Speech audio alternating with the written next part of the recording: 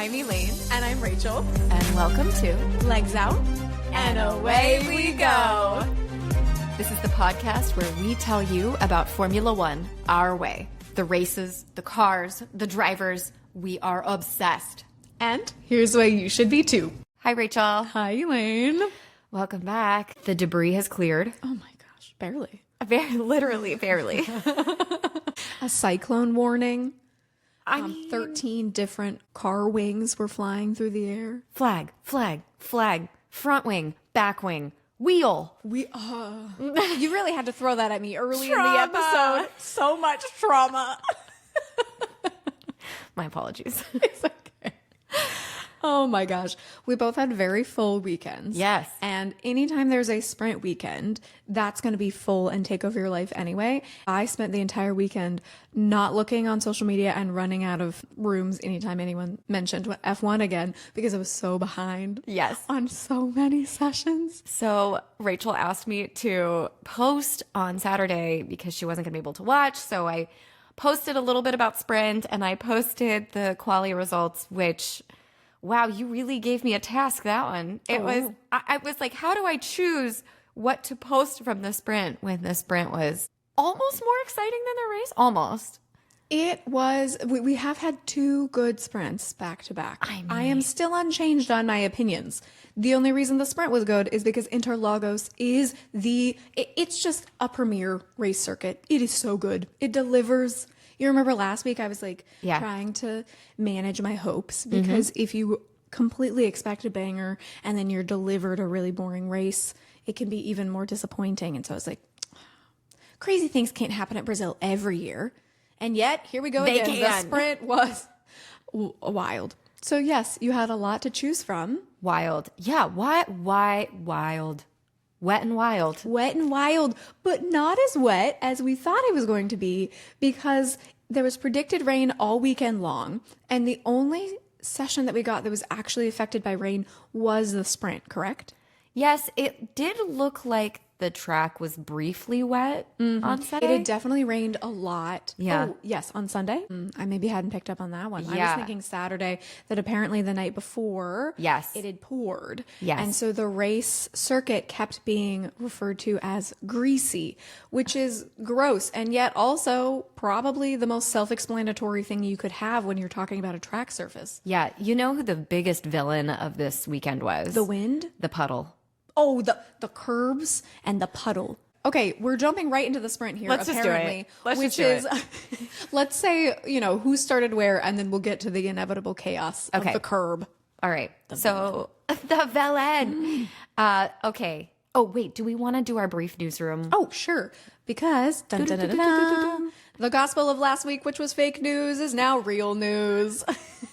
The beauty of news is that sometimes you hear about it before it's actually true. Much like Hamilton denying that he was ever leaving. Let's not talk about him. Okay, great. That's fine with me.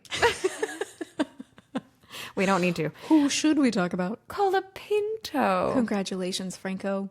Yes. You have another year with Flavio Briatore. I mean... Should we congratulate you? Fucking depressed on that. Extra happy for him that he's paired with Gasly, who... had a fucking firecracker up his butt today. Nope, this weekend. The entire weekend? Probably today, too. I mean, he must be riding. Yeah. He's flying. He really looked great this weekend. Yeah, he was, I mean, everybody was really spicy this weekend, which was really fun to see. But yeah, Gasly especially was making some amazing moves. And so, yeah. Kudos, Colapinto. You are officially signed for another year. You do not have to worry that you have gone the way of the Duen. For now. So, the sprint results, we had P1, Lando Norris. Get used to hearing that this weekend because he was stellar. P2, Kimi Antonelli. I'm so proud of that little rookie man. P3. I forgot to write it down. Yeah. And so much happened this weekend that I needed your notes. Was it George Russell? George Russell. The Mercedes are really good in Brazil. Brazil was George Russell's first GP win back in 2022. And so you always know that they can pull out some magic. But Kimi Antonelli, while he's been getting more and more momentum in this back half of the season, has very rarely beat George Russell in any competitive sessions. And Kimi Antonelli, he also had a firecracker in his vicinity this weekend because he did beat his teammate both in the sprint and in the race. I'm so proud of him. Yeah, same. He really stepped up. I'm also angry at him, but we'll get to that in a little bit. Oh, that's a separate issue. Just for the sprint. Just for the sprint, I'm very proud. Extraordinarily proud. Yes. Big kudos to Kimi. I am starting to reconsider calling him the Italian teenager over and over. Because at this point, I feel like it's doing him a disservice. It's a moniker that attaches a level of insecurity, hormone-filled horny rage, and You and the hormones. just also an immaturity. Yeah. That I think Kimi has completely disproved this weekend. My goodness, his balls dropped. They're here, and he is riding them. I still feel like there is some immaturity present on the track. But again, that is something that wasn't presented in the sprint, but in the race, if you ask me. And in the sprint, he was quite close to Lando at the end. Yes. Like, I thought if we'd had maybe 3 more laps, I think we may have been treated to a Kimi Lando battle. And you know what? Kimi sometimes makes some moves that are a little frightening and a little exciting. And that would have not been the time for Lando to encounter Kimi, which means I would have had a great time watching. Yes.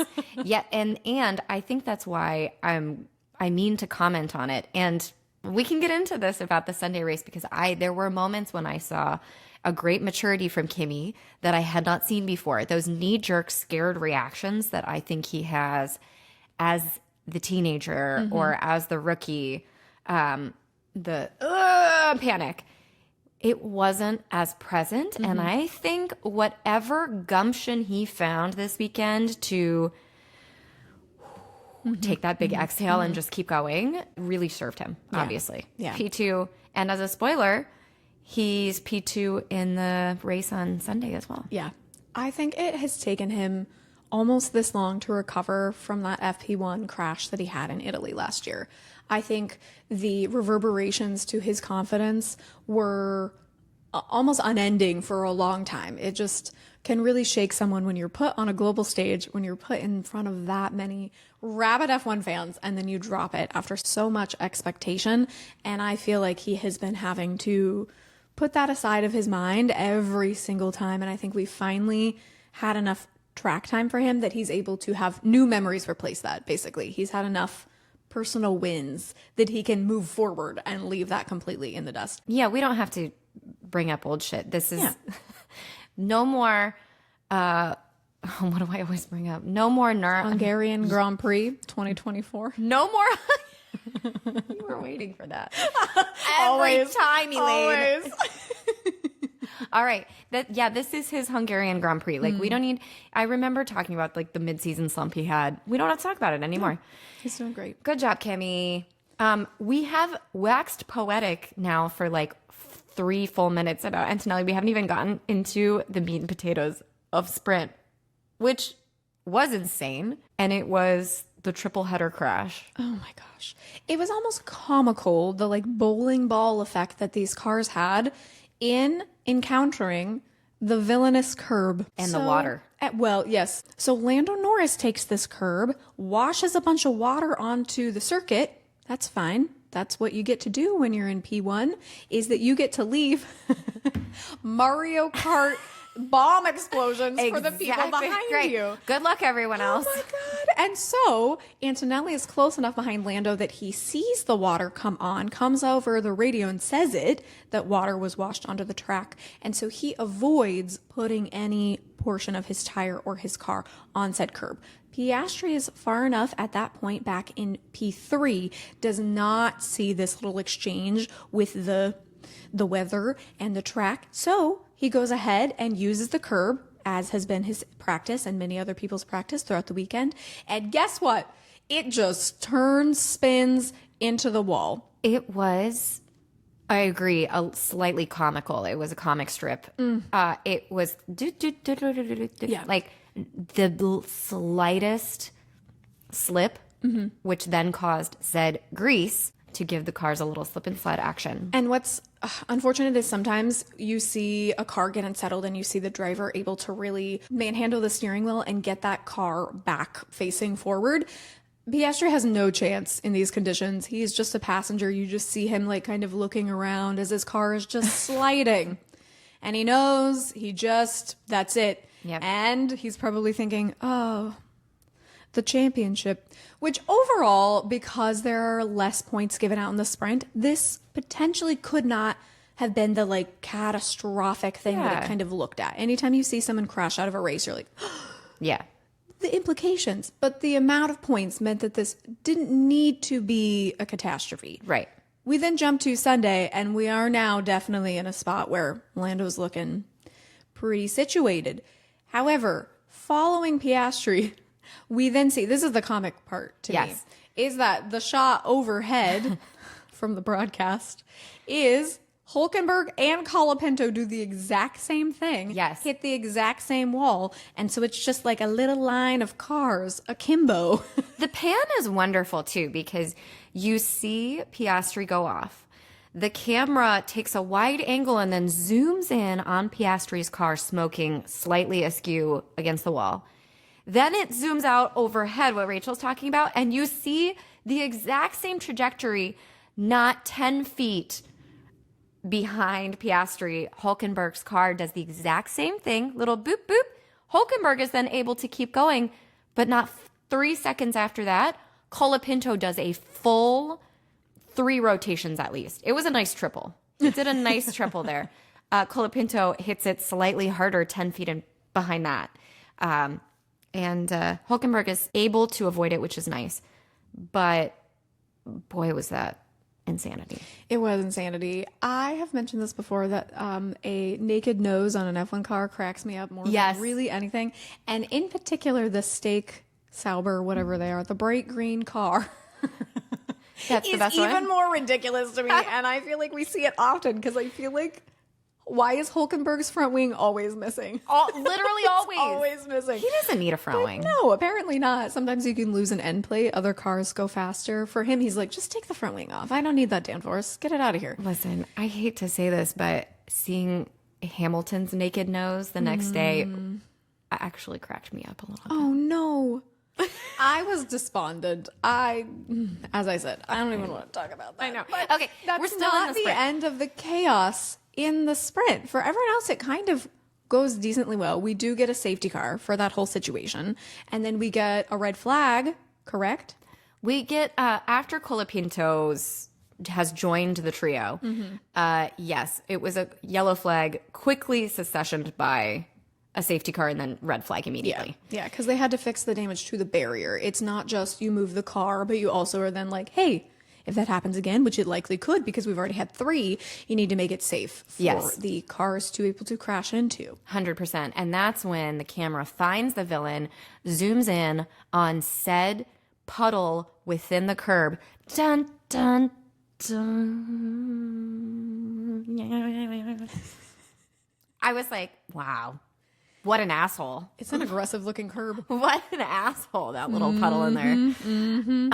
Yes. So we quickly restart. Well, not quickly. I mean, it takes a while, obviously. If they're going to red flag it, they know it's going to take a hot minute. They fix the track. They do a rolling restart, which I was hoping that they would. Standing start. Yeah, but I think this was a great learning opportunity for Kimi Antonelli, who then later in the weekend on Sunday is going to once again be behind Lando for a rolling race start. And so Kimi takes advantage of that knowledge on Saturday, compiles it in his little brain. And towards the end of the race, I was very focused on, wow, what a great little almost battle that was.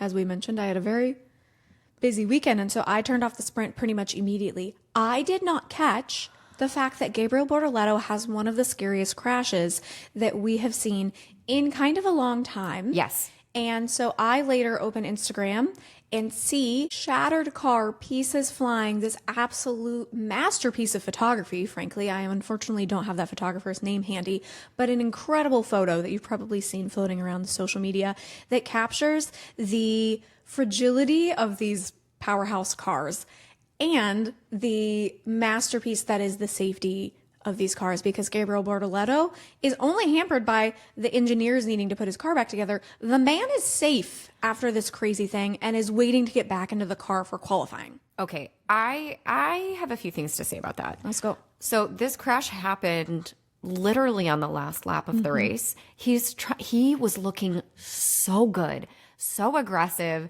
so feeling the crowd, feeling the momentum, and he goes to do a beautiful overtake. Boy, was I rooting for him because he was so close to overtaking, and he catches what looks like, I didn't confirm this, but it does look like he catches a wet patch. Yeah. And There's that grease again. Yes, it was the grease, but it was on the straight, so he was going upwards of 200 miles an hour when he caught it. And there's the difference. If you catch it on the curb when you're trying to make a turn, at least you know that you're going at a lesser on the speed. brakes, yeah. Yeah. So I agree with you. I don't think I've seen a crash like this since we saw Zhou Guanyu crash and flip his car into the barrier. The halo saved that man's life. We've talked about it time and again. That crash was horrific. He, in my opinion, should not have been in the car for qualifying. I think he was okay. I don't think he was okay. Really? No. I'm very curious what level to which you have to check off. We definitely know that anytime there is that big of an impact, they must get in the emergency car and are taken to see doctors that are present on the circuit every race weekend. That's a necessity for a race weekend, not just in F1, but across many different categories. We may in the future, fingers crossed, have an interview where we will get to talk to someone who has been a part of that medical team at an F1 weekend. And so I'm very curious to what level it is taken into consideration that an athlete has a job to do. Of course, we want to make sure that everyone is okay, but I'm wondering how stringent the rules are on you've been in an accident. You're okay for right now, but you really are not okay. Like what level that is taken into consideration, because that's a huge, very high G impact for Gabby. 100%. 100%. I could not agree more. In football, I know that they have tents that they set up, concussion protocols.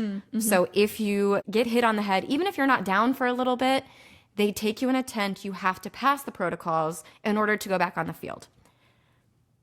How stringent are these? This is also what you're referring to. How much really do they have to pass? We know that like if they've sprained something, you can get a shot and go right back out. As an example for dancers, there is no quality control, FYI. If you tear your hamstring, you go right back out. If you've been listening for a while, I'm sure you heard me talk about there was a time when I tore my hamstring a week before the show, and I went to a chiropractor and got it taped up, KT tape, and took a shitload of Advil and danced. Like, there you go. There are things that you have to do for your sport, for your performance art, that are unlike any other. And so, yes, I am really curious what safety protocols they have. I think concussions are so dangerous, more dangerous than we even know, because you can't diagnose the harm that they cause. Specifically, like in football players, CTE, you can't diagnose it until the person is dead and you do a brain autopsy.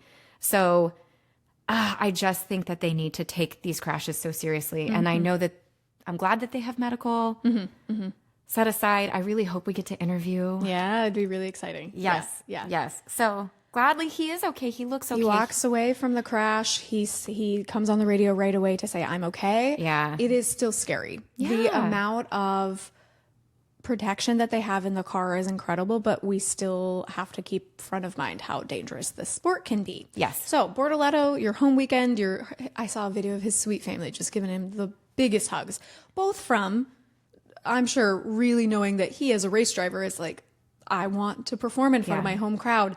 And it goes so badly for him the entire weekend. But also, I'm going to hug your neck real hard because I just saw you fly into a wall. And he was crying. The emotion. Yes.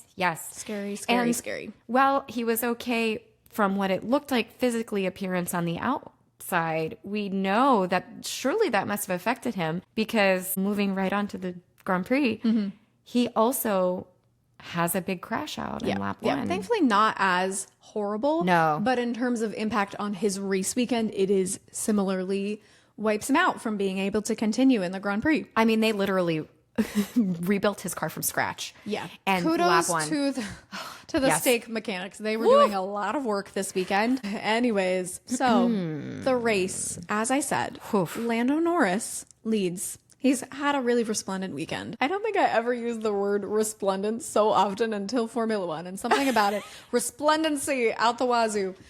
Lando won. He's now rather ahead in the championship. Antonelli, as we said, right there with him. P2 gets some champagne in a place where I think he can drink as a teenager. Yes. And then P3, we're going to heap some praise on Max Verstappen, because where did that man start the race? From the pit lane. The pit lane.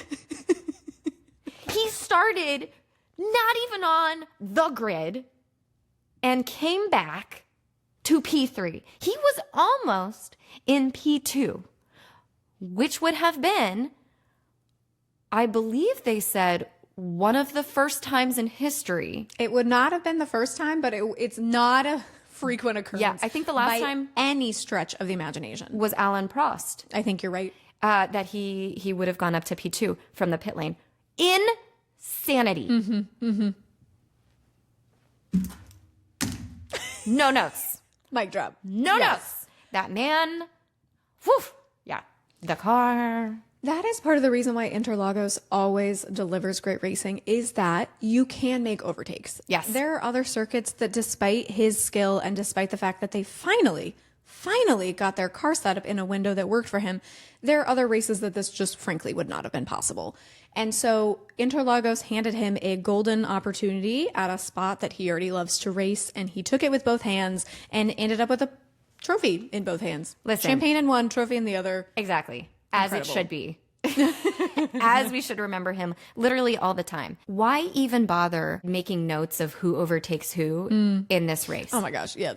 There was no point, because the little grid on the side where they list the drivers' names was like a ticker tape board at Grand Central Station. A lot of movement on that whole thing. Every minute I was looking, shift. They're pitting now. Oh, someone's pit, but then they did an overtake. I mean, literally, like crazy Jacob's Ladder bullshit. It was awesome.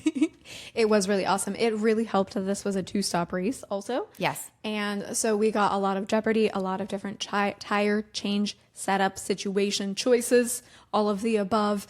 And Max, the journey that he had on Sunday was replicated in his weekend, because it was kind of torrid at one point in time. Where was he in qualifying? Okay, so here's the thing. I was at a birthday party at Rachel's house. Oh, yeah. I was like, whose birthday party? Oh, yeah. I was at a birthday party hosted by Rachel this weekend when quali happened. So I did not actually, I watched the like 10-minute replay, but it wasn't actually apparent to me what the hell was going on with Verstappen, other than like he just couldn't get it together, so much for the fact that he was out in Q1, which is insanity. Max Verstappen was, for perhaps the first time in his life, slow. Yeah.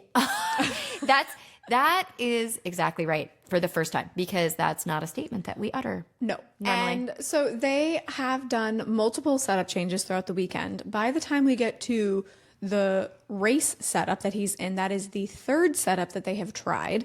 And the car was so bad with the setup changes during quali, which led to the Q1 exit, that they pulled him out of the spot that he was in the grid and said, let's just make a bunch of changes and we'll start you in the pit lane.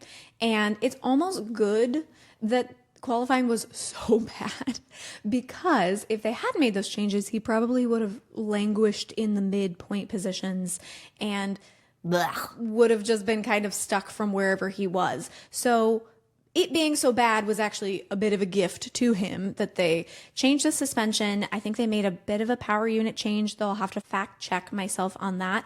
And engine suspension. so he was able to just fly through. He starts making progress very early. He then gets a puncture from the debris that we're going to talk about in a second. From crazy 3-1 did not go. And so he had made it up to P13 already, from the pit lane to P13 by this lap 10. He gets debris, a puncture. He has to go into the pits. That resets his progress to P16. Now, this is, again, a surprise gift from bad to good for him because he'd started on the hard, I believe, and was thinking he was just going to make a big, long push. And it was expected to only be a one-stop race. Turned into a 2. He puts on the mediums at that point, which ends up being the magic tire that everyone hopes and wishes they could do the whole race on, but they can't because you got to run 2 compounds. So he's on the medium. And then by the end of the race, he has a perfect, fresh, new pair of softs because he's out in Q1. Other people later have to put on a used soft, but since he never made it to Q2 or Q3, he has a perfectly good set of fresh, brand new softs that he pops on at the end of the race. The amount of bad to genius things that happen for Red Bull, nope, not for Red Bull, unfortunately, for Max is wild. Good catch. Good catch. Poor Yuki. Good catch. They should, I've heard many people say this at this point, and I kind of agree that they should just dissolve the second Red Bull seat. Red Bull should just be 1 seat. I mean, Red Bull is now beating Ferrari in the championship, Constructors' Championship, with Max and Max and Max. Yep. And Max. Max Verstappen. I'd like to title the segment of this recording, Pit Lane to Hero, a Max Verstappen story. And also, I would like to, quick corrections corner, he pit 3 times. 3 times. 3 times because he had put on a fresh pair of mediums and I thought he was going to go all the way and they quickly pulled him back in for the softs. And I was like, what the hell are you doing? Are you kidding? Are you kidding me? GP, what's going on? They knew. They knew because that boy ate the track like it was chicken noodle soup. I'm glad to hear you say this because this was a question for you is it looked like he could have finished the race on those tires. They pull him in and put those softs on. I think that was them choosing the safe route a little bit. And so I was curious what your thought was. You enjoyed it? Oh, I enjoyed it. I don't think it was the safe route at all. I think that was the more aggressive route because they knew that Max Verstappen had a limited amount of time. He could eat the tires as quickly as he wanted because he didn't have to go for a long stint. It was I just think short he stint. could have maybe managed those tires and could have not lost track position. And at this point, he has nothing to lose. And it could have paid out in an even more wonderful place and left him challenging for the win, I think. Interesting. But it was still a magic thing. We're talking about levels of extra magic. Yes. But I just wish, since they have nothing to lose, I wish they just gambled and tried it. Well, it's funny because that was their reasoning for pulling him in on the softs. He was like, why not? We have nothing to lose. We started from 0. So why not? Like -1. Yes, yeah, true. literally -1. One of my favorite radios was P2 is on, Max, assuming you can control the degradation. And as someone who, the best way to get me to do something is to tell me that I cannot, because I will take that as a direct and personal challenge and be like, watch me. And I feel like Max Verstappen also that's probably the only personality trait that Max and I share is don't tell me, oh, can you do this? Yeah. Because he can. And he did. And he did. And he did. Yeah. And okay. he did. Interesting. So let's leave the pit lane to hero because we have to talk about my favorite driver punted out by Kimi Antonelli for the second time this season. So let's go to what is perhaps no, we're going to get into it, I think, here. All right. So we are we're after a safety car. And again, this is a rolling safety car start. Lando and Antonelli have done this once before this weekend. And so we go into this restart with Lando dropping it at like the very beginning of the main straight. It was really well managed from Lando. And he, as has been the story in the last couple of weekends, just sails on. And then there's chaos behind him. Man, we are not really going to spend much time talking about Lando Norris, I feel like, just because it was such a flawless, beautiful race from him. Yeah, it was really great. So Kimi has been, again, studying Lando Norris's restarts and almost like overthinks trying to figure out when he's going to do the restart. And so he kind of is caught sleeping a little bit, loses a bit of the gap between him and Lando, which I already see your face, but let me share. Allows Piastri and Charles to kind of engulf him and are both trying to make a pass over Kimi. You go for it. Here's what happened. Telemetry. Okay, so let me collect my. I'm so excited. Deep let breath. me collect. Throw the book. Let me set the scene. Lando starts. Oscar Piastri has a flawless jump. Piastri gets very excited. This is my chance. Kimi Antonelli. I don't think he was caught sleeping. Maybe caught sleeping is a little, but he just didn't have the like scintillating off the line push. It's just when you look at the overhead, you see him kind of like you're dropped back while you see the two other cars making a lot faster of an acceleration. So that's what I'm saying when I think he was caught sleeping was a bit harsh for me. He had, let's put it like this. He had a little stutter, which you can't have. I mean, it's the same essentially in your mind as you see the lights go out. You have that split second to get back on. So he has the stutter. Meanwhile, Piastri's like, let's fucking go. Leclerc's like, yeah, let's fucking go. I'm in P3. I'm going to go now and fight Kimi. Piastri's like, yes, I'm going to go and fight everyone. Yeah. But I was watching Instagram this morning, and there is somebody, his handle is Lower Lap Time. Martin Villari is a specialist open formula coach. He had a take on what happened, and here's why I trust him. Not only does he have the experience, but he's a coach for this, and he has... Here's your kink, Rachel. He has telemetry data. Yeah. That's right. He's got data to back it up. Piastri was soft. Piastri, yes, had a good push, and then limp noodled. Right when he could have poked right through. I don't know. I hate it. Okay. Right when he could have inserted himself completed the move. Yes. Maybe, there you go. Yes. He could have completed insertion. Oh, God. Successfully.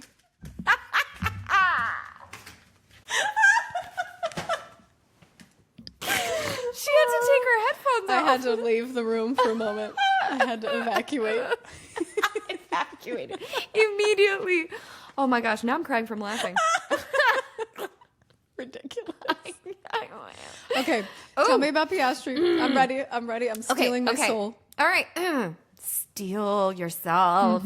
Okay, so here's what happened. He just didn't full send it. He could have full sent it, and here's how we know, is if we look at the braking patterns between Kimi Antonelli, you don't even have to look at Leclerc's data, because he, unfortunately, was the victim of all of this. But if you look at the braking data for Kimi and for Piastri, what you see is that Kimi's shelf for braking breaks much later than Piastri's. So Kimi full sent it.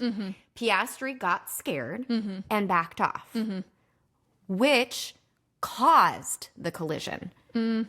That is why the collision happened. It didn't have anything to do with not leaving enough space, because Leclerc is on the other side of Kimi. There was nowhere else for Kimi to go. Disagree. I've been with you. I've been actually tracking with you. Okay. I think that some of the choices, the interpretation of the choices I don't agree with, but the fact that he didn't complete the move and that being kind of a cause for this, I do agree with. I feel like he did make the move, do a big push on the inside. He sees that the move isn't going to come off. Yes. So he brakes. However, this is where I disagree with you. Okay. So Charles, as we talked about, he's on the outside. Yes. He has given a lot of space. Yes. And this is where I think that Kimi is partially at fault, and I will put a little ding, ding, ding. I think this is a racing incident. I don't think anyone should have been penalized. I don't think Kimi should have been penalized. The commentators agree with you. But I do feel like Kimi cuts over on Piastri just a little bit, such that he had space and wasn't being squeezed by Leclerc and did not need to do that. He chooses to cut Piastri off, I think. Because of the racing, because of how late he broke, because he was full sending it into the corner, which is what you're supposed to do. Yeah. Now, according to Martin Villari, if Piastri had not broken, if he had full sent it at the same rate, because he could have been ahead at the apex, he thinks that Piastri could have successfully made that move happen. I don't know if I think that's a little wishful. I just see a bigger crash happening. See, I don't know if a bigger crash would have happened or if it would have been a little bit more jostly. Okay, like just more wheel banging as opposed to the angle at which they hit, which sent Kimi into Charles. I see. Because make no mistake, the collision of Piastri's car hitting Kimi caused Kimi to hit Leclerc. Yes. Which then hit the wheel. That is a causing collision penalty. That it's like, to me, that makes sense. That makes sense. And I know people are angry about the penalty, but I agree with Martin Villari if that, like, Piastri wimped out. He wimped out, and therefore this happened. And I don't think you can be angry about him getting the penalty when I don't agree that it's a racing incident. I think that it could have been avoided. Okay. I agree with Charles Leclerc, who thinks that Kimi Antonelli has some fault in this. And again, not that I think either of them, I think no one should have gotten a penalty. This is hard racing. Let them race. They're doing a restart. They're going into the first corner. Yes. It's going to get messy. Yes. The reason that he got a penalty is the stupid mother effing guidelines that I would love to put in a wastebasket and torch on fire, because I hate them. Because Oscar did not really get a penalty for causing a collision. Basically, Oscar got a penalty for not claiming the corner because he wasn't at the mirror. And that's, of course, me doing semantics. That's not why he got the penalty. No, but it essentially is. Yes. They are taking what are supposed to be guidelines and they're making them gospel. And I disagree vehemently. I do not think that Oscar deserved this. I think he actually did, by, as you said, kind of pulling out of the move. I think he nailed his own coffin. Yes. Because in him braking, he doesn't lose control of the car, but he does get a tiny little bit of a lockup, which makes it look worse for him than I think it actually is. Right. And so, since there's collisions, I think that the stewards a little bit were taking into consideration the outcome, which you're not supposed to do. You're not supposed to take the outcome into consideration. You're supposed to only go on the incident. But there was chaos, but there were wheels flying in the air, and I feel like they were was also harsh. Backed up. Okay, and fair. I hear you on that, because I think I would rather I don't think Kimi should have gotten a penalty. If anything, if this were different, maybe you could have passed it off as a racing incident. I don't agree. I agree it should have been a penalty. And I think this is fine print here, because I am not incensed about the penalty. I think it's wrong. Right. But I can see a world in which they made that decision based on trying to be consistent. I just happen to think that consistency and the guidelines are wrong. I don't like them. Well, and it's interesting. I had someone point this out to me as well. They're called guidelines. They're not called rules. Exactly. They're called guidelines. That's exactly what I'm upset about. Is I feel like it's becoming up to rules. Interpretation. Well, no, I don't even think. I think there should be more interpretation left to them. I see. And it's becoming, we must adhere to this exclusively. Yeah. That is also partially in part. That is also a little bit owing to the driver's fault. They shouted last year after the Austin, Mexico, Lando Max debacles that they needed more consistency, that they needed to understand, and they have been unfortunately given what they asked for, and I wish they had not. And I think they even wish they had not, but here we are. Yeah, no, this is what I wanted, though. I didn't want waffly bullshit 5-second, 10-second, whatever. I agree with the consistency. If everyone's going to get 10 seconds, you better give them 10 seconds. Like Yuki, who got 2 10-second penalties, not one. Two? Oh, I don't think I caught the second one. Oh, well, don't worry. He didn't serve the first one right. Okay, so I did. I forgot. I just glommed those together. And I will say a moment for Yuki. I tend to come down a little harder on Yuki than other people. Yeah. Partially because I'm the balance. And you love Yuki. I gotta, sometimes give him the criticism in addition with the love.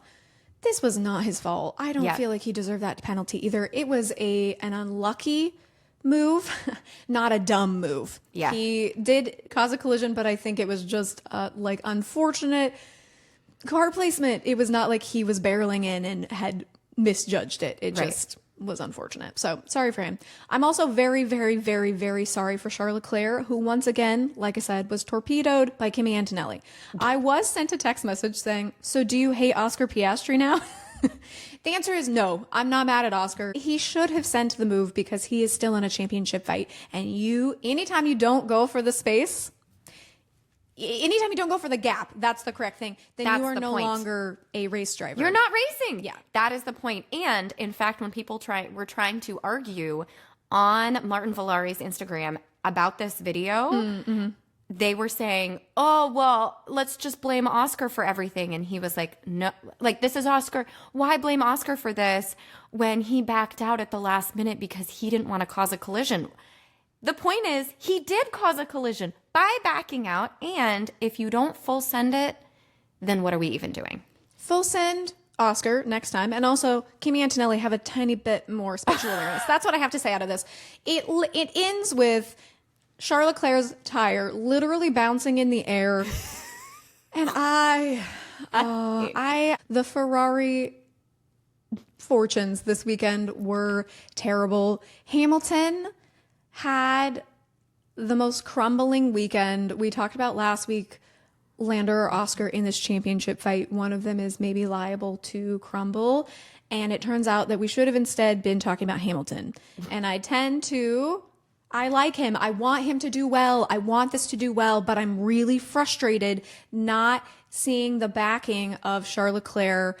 I need them to be a team. I understand that he was out of the race, but it is frustrating seeing the second Ferrari seat go missing so often. When I used to see Carlos Sainz, they were working together, and it's like, I know that Hamilton can bring important things, but I'm not seeing it right now. And this is an unpopular opinion, but I'm frustrated with his performance. Yes. And I think we are coming to the cracking point where even people who just like back him really strongly and like the commentary team in the journalistic space, I feel like I'm starting to hear people not outright say he's doing anything wrong yet, but we're to the point where it's like, what's going wrong?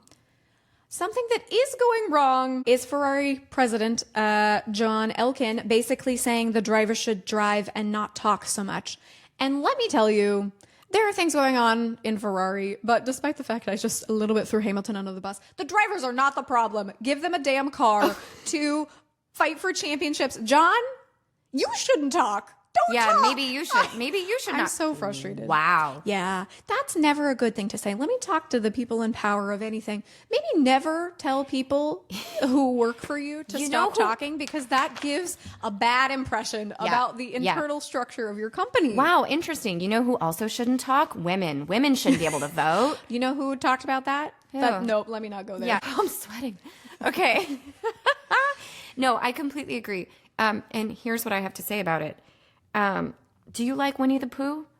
Because Charles Leclerc is Winnie the Pooh and Hamilton is Eeyore. And that's what I'm watching. I'm so confused. Please explain.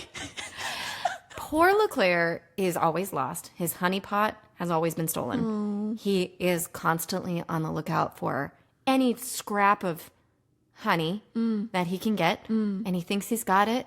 And then it's just out of reach. Meanwhile, Eeyore is in the second seat. Okay, I was like, did I forget the plot points of Winnie the Pooh? No. But everything is bad for Eeyore all the time. Okay.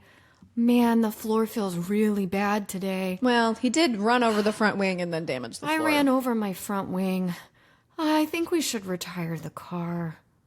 Okay. Yeah, it was not his most fired up performance. It was sad. It was...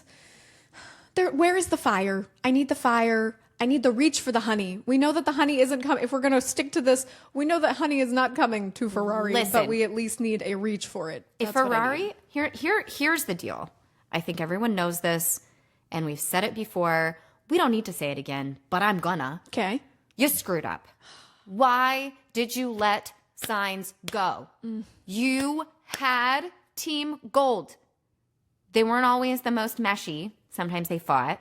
But that was fun. But it was fun in Las Vegas when Leclerc went off script and lost his ever-loving mind and was like, it's always the same. No one cares about me. Everyone, Sainz only cares about himself.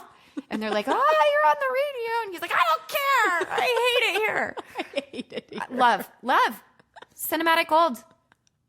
I want to watch that. I don't want to watch Winnie the Pooh anymore. I want to watch Brothers. I want to watch, that was Step Brothers, the movie. It was Will Ferrell and that other guy at his best. I unfortunately, as soon as we go to Will Ferrell, I think I know less about Will Ferrell than I knew about football. And that is actually really hard to top. But I get your point. It is. I hope that Hamilton is not missing in 2026, but it is some difficult watching right now. What is not difficult watching is seeing each of the rookies get their turn in the spotlight this season. It has been so gratifying. Yep. Particularly since there's so many of them. We started the episode giving all of our kudos to Kimi because it really was a scintillating weekend. Yep. Behrman had an excellent performance for the second weekend in a row. I think that he is getting noticed such that people are starting to float Behrman to Ferrari sooner rather than later. He's always been a part of their succession plan. Yes. But I think that's part of the reason why people are floating that is that it's not going well in the Ferrari second seat. And as much as I hate to admit it, Leclerc may be looking elsewhere. At some point, he probably always should be. As a very talented human, you should keep your options open. But neither seat is, for different reasons, as nailed on as it has been in the past, and Behrman would be a really exciting replacement. I do not want it anytime soon because similar to the Red Bull succession, I want for these drivers who are showing incredible pace, incredible talent to have the time to build themselves out of the spotlight, have these moments where they're in the spotlight, and then later they get brought up to the top teams and we get to see them at their very best. Yes, I completely agree. And I have said before that I thought it was too early for Kimi. However, here he is. And one last plug for Kimi is that at the very end, Max Verstappen was all over the back of him, and I was nervous. Cool as a cucumber. Cool as what? It's a cucumber. Cool as a cucumber. I just decided to scramble the consonants there. But he was. Yeah. Cool as a whatever we want to call it. As any vegetable with any number of consonants. You're adorable. Thank you. Anyway, yes, he was cool as a vegetable, and he didn't do any of those insane like bat-like defensive moves that I was a little bit worried that he was gonna do. He didn't dive bomb, he didn't crumble, he didn't lose his shit. Yeah, he just soaked up the pressure of Max Verstappen. Good for him. And I don't think Max went easy on him. No. But Max was also I don't think Max gave it to him either. I think I'm shocked by this. I know. I feel like there could have been a place. I know there were several times he tried to overtake and backed off appropriately. Because I think he wanted the podium. I could have really enjoyed a little coming together, and then we get a whole new podium. That would have been fun. Ticker tape podium switch. Max and Kimi crash out. So because I watched it later, I had heard that it was dramatic. And so I thought at the beginning of the race, I was joking and I was looking at Jeff and I said, oh, wouldn't it be great if we got like a Behrman podium, like a Kimi, Behrman, somebody like Lawson or someone, like that would have been so great. And he didn't say anything. He just kind of looked at me and I was like, that is always the most terrifying is if you've heard like, oh, this was a chaotic race. Yeah. And then everyone's like, that's not a spoiler because I didn't say what happened. But then you were waiting the whole time like, where is it? What is it? Did they say that to me because it's my favorite driver? Was the look on their face glee or devastation? Which is it? He kept like trying to go to bed, and I was like brushing my teeth, bouncing. I couldn't sit still. I was like, he was like, "Can you breathe somewhere else for a second?" No, I can't. I really can't. I have bated breath here. I'm very excited. That's it was a really exciting race. Yeah. And so thank you, Interlagos, for delivering again. The cars from like P7 to P12 were packed close like little sardines because they were fighting until the very end. Yeah. It was Beautiful. incredible. One of those drivers was Isaac Hadjar, who was incensed this race. He comes on the radio and he yells at his race engineer. And then the race engineer says something matter of fact. And he comes back on the radio and he says, "Don't shout at me, okay? Thank you." With absolutely no awareness that he was the one who started the yelling. He's been shouting the whole race. Hilarious to me. Hilarious. Yes. I then listened to the entire radio rewind that Formula One does on F1 TV, and I have a small word of caution for Hadjar, which was you came off a tiny bit bratty once I heard everything, but I think that he is dealing with the fact that for a long time he was on a real straight march up. Yeah. And some things have fallen down in the last couple of weekends for V-Carb, despite the fact that they had double points this weekend. And so I think he's finding some of the maturity, finding how to deal with some of the bumps in the road after such a quick ascendancy. So Hadjar both made me laugh and also I was like, oh no. Oh no. Yeah. That's a good favorite radio because he does tend to like scream over the radio. And I love his voice. It's so great. It was an F2 radio rewind is what it was. And so for him to be like, "Don't yell at me, thank you." Yeah. Irony. Something my toddler would Irony say. in two little sentences. Yes. Did you have a favorite radio? Yes, favorite radio. I had actually two favorite You had a couple, radios. yeah. During the sprint race, Alonso, quick shout out to Alonso, who gave Max a pretty good fight. Max in the sprint ended up in P4, but he was battling Alonso for a little bit. And it was a fun battle to watch. It was vintage Alonso. It was not giving Mall Santa. It was giving like It was giving 2-time World Driver Championship winner. That's what it was giving. that's right. Then he lost steam and it entered Mall Santa era. He realized that he was burning his tires too quickly. He was still in an Aston Martin. Yeah. It was not working for him. He was like, "Oh wait, I need to take my pills." So he so he slowed down a little bit and then caused a complete backup. Like I think there was at least a 6 to 10 second gap. Oh, sheesh. I mean, it was like there was a sizable gap. And meanwhile, Pierre Gasly's back here and he's like, "Excuse me, the Ferraris need to pass Alonso. This DRS train is bullshit." And his engineer comes on and says, "I'll be sure to tell them." Yes. Charles did get him in the end in the sprint, I will say. He did. But thank you, Alpine radio engineer, for letting Charles know. Thank you. I'll be sure to tell them. I'll get right on that. Yeah. And my second favorite radio was actually not a radio. It was the commentary. Jake's. Yes. They're setting up everyone who was commenting on this race was living their best life. Yes. Jolien Palmer was so adorable with how proud he was of knowing every single Portuguese corner name. That man the entire weekend was like, "It's da-da-da-da." And then he'd like, "Wait." And Alex would be like, yeah. It was bringing me so much joy. Free practice 1 through the entire weekend. I was like, "You're doing great, Jolien. You're doing great." Well, I particularly enjoyed like the stories they paint as it's going. They're so excited about Max that it feels like they were yelling the entire race about he's getting ready to go. He's got his wheels primed. He's got a new set of tires and he's got a fat load of fuel to go fight. And I was like, what was that? Fat load of fuel. He's got a fat load of what? And then I quickly said, yes, he does. He does have a fat load to pull right on through. A lot of fuel, a lot of firecrackers. It was, I feel a little sad for Lando because I do feel like the Max ascendancy overshadowed Lando's really rather perfect weekend for me. But if I had to pick a driver of the weekend, A driver of the race, actually, because not the weekend, as we talked about for Max. But if I had to pick a driver of the day, it would have gone to Max, which is who the fans picked. It did, yes. Yeah. Yeah, rightly so. I don't feel badly. Oh, yeah. Lando's fine. He's okay. He's fine. Also, we mentioned, or maybe this was before we started even recording, you said something about booing. And I read several accounts that said that many people in Brazil were booing who presented? Was it the governor?